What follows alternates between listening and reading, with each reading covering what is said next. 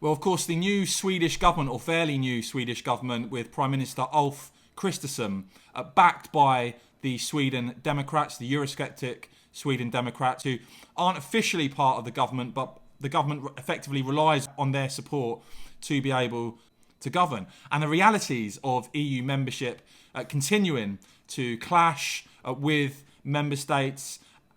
And so you're seeing at the moment the Sweden Democrats talk potentially that you could see the Swedish government collapse with the Sweden Democrats withdrawing their support. Part of this, it looks like, over energy policy, but also the EU Migration Pact, the EU Migration and Asylum Pact, enshrining a refugee relocation system into EU law, centralising, as ever, power away from individual countries, individual nations to the EU. Now, the Swedish PM is saying that the government's overall position is very clear in the coalition agreement, that they will reduce immigration to Sweden, which is very important, and that they would never contribute to any European solutions that increase immigration to Sweden. So you'll see, for instance, the parliamentary leader of the Sweden Democrats saying the EU Parliament's decision on the Migrant Pact is in clear conflict with the will of the Swedish people, and it shows the importance of establishing a referendum lock as soon as possible, where all questions about significant transfers of power in central areas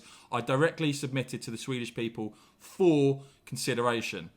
But one of those leading the charge against the EU Pact has been the Sweden Democrats MEP Charlie Weimers there. I'll play a few clips of what he's been saying on this, but it does seem like this EU Pact could lead to the collapse of the Swedish government. After a surge in migrant arrivals, Italy has declared a state of emergency. Now, is the EU Parliament's Migration Pact the solution? The Tobia report requires that member states pledge to resettle migrants. Now, most of the member states pledged to resettle 8,000 migrants, as you may remember, via the voluntary solidarity mechanism. Less than 500 have been relocated.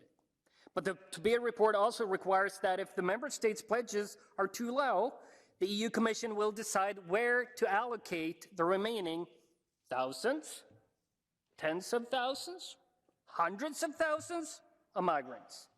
Let me remind you, dear colleagues, 31,000 arrivals in Italy only in 2023, and we're not even past April.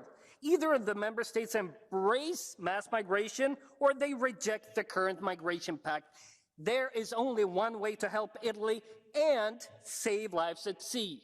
Stop the boats. We met today to establish the cross-party migration policy group, and we will campaign in the member states against an open borders migration pact and the European Parliament's left-wing version of the Migration Pact. At our first meeting earlier today, we agreed on the main dangers of the Migration Pact, in particular enforced or mandatory quotas and the power transfer from member states to Brussels. We discussed the need for raising awareness around Europe of European campaigns in third countries to deter migration, the option of stopping migrant smugglers' business models by escorting the boats back to their port of origin, the Australian model of third country centres where asylum is processed, and successful applicants get their future residency. This is similar to the Danish and UK government's agreement with Rwanda. We also discussed the Australian model of permanently banning anyone that tries to enter illegally. And finally, we discussed the possibility of giving freedom from the Migration Pact to any member state that secures a Denmark-style justice and home affairs opt-out in the future. In conclusion, we believe that we have a good chance to stop the European Parliament proposal as it stands and its main mandatory quotas and to produce something much, much better in the Council. Thank you.